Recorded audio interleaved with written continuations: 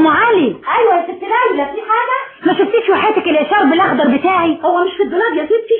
لا ابدا، دورت عليه ما لقيتوش.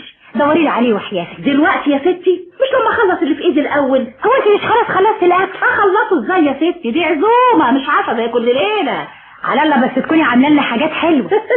دلوقتي تدوقي وتعرفي وتقولي تسلم ايديكي يا ام علي. يعني عملت لنا ايه؟ كريم كراميل؟ طبعا هي دي تفوتي وانا عارفه انك بتحبيه. كريم كراميل وبودنج والمازيه كمان. هايله هايله يا ام علي. تعرفي انا كنت اتبسط اكتر لو كنت عملت لنا ايه؟ قولي بس نفسك تاكلي ايه وانا اعملهولك. نفسي اكلك انت يا ام علي. طبعا، هو في احلى من طبق ام علي وعليه سكر؟ وبعدين معاكي بقى يا ست ليلى، والنبي انت فاضيه وهتعطليني معاكي. خليني اروح اشوف شغلي بقى. طب والاشارب مين هيدور لي عليه؟ ما هو حاجه من اتنين، اسيب اللي في ايدي وادور لك على الاشارب ويبقى في السعادة مفيش لا عزومه ولا اكل ولا اي حاجه. ايه رايك بقى؟ طب ونعمل ايه بس؟ ما انا دورت عليه كتير. يا خبر، الاشارب اهو. الحمد لله يا ما انت كريم يا رب. ها عن اذنك اروح اعمل المايونيز. مايونيز؟ اه. هو انت هتعملي لنا مايونيز؟ وسمك وجمبري بالمايونيز من اللي قلبك يحبه. لا ده انت هايله يا ام علي. ده الواحد هياكل صوابع ورا الاكل. بس ان شاء الله بقى يعجب المعازيم. اللي على فكره يا ست ليلى. ايوه يا ام علي.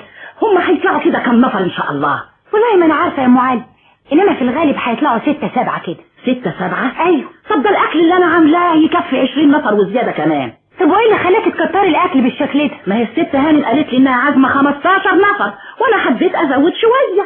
هي فعلا عازمه 15 نفر، لكن بيتهيألي مش كلهم هيجوا. وايه اللي هيخليهم ما يجوش؟ اصل ماما ما فكرتش تعزمهم الا امبارح بس، فيمكن يكونوا مشغولين. والست هانم ما عزمتهمش من بدري ليه؟ ما هي عارفه ان النهارده عيد جواز ست دريه. ايوه، لكن احنا بنحتفل كل سنه بعيد جواز دريه اختي بره مش في البيت، وامبارح بس فكرت انها تعزمهم على المسرح وبعدين يجوا يسهروا عندنا في البيت. طيب يا اختي خليكي واقفه عشان تضيعي وقت في الاسئله اللي ملهاش لازمه وما تلحقيش تخلصي الاكل. اسئله ملهاش لازمه يعني ايه؟ مش لازم اعرف كل حاجه؟ حاضر اتفضلي اسالي زي ما انت عايزه تعرفي ايه كمان يا ستي؟ اسمها ايه المسرحيه اللي هتتفرجوا عليها دي؟ الو، اهلا، ازيك يا سميه؟ لا اصل انا ما كنتش موجوده. ايوه كنت انا وماما في المسرح. لا يا ستي الروايه لسه ما خلصتش.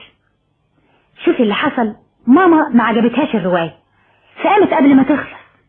لا ما انت عارفه ماما لما ما يعجبهاش حاجه ما تسكتش ابدا.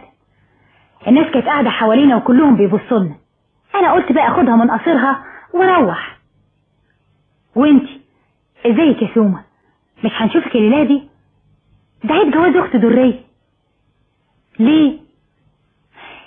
طب معلش على راحتك، لما تيجي دريه انا هقول لها. وانت طيبه يا سومه، باي باي. ام علي، يا ام علي. عاوزه ايه تاني يا ست ليلى؟ هي ماما فين؟ قاعده متنرفزه في اوضتها. انا عارفه روايه ايه دي اللي نرفزتها بالشكل ده. والله انا قلت لها بلاش نروح.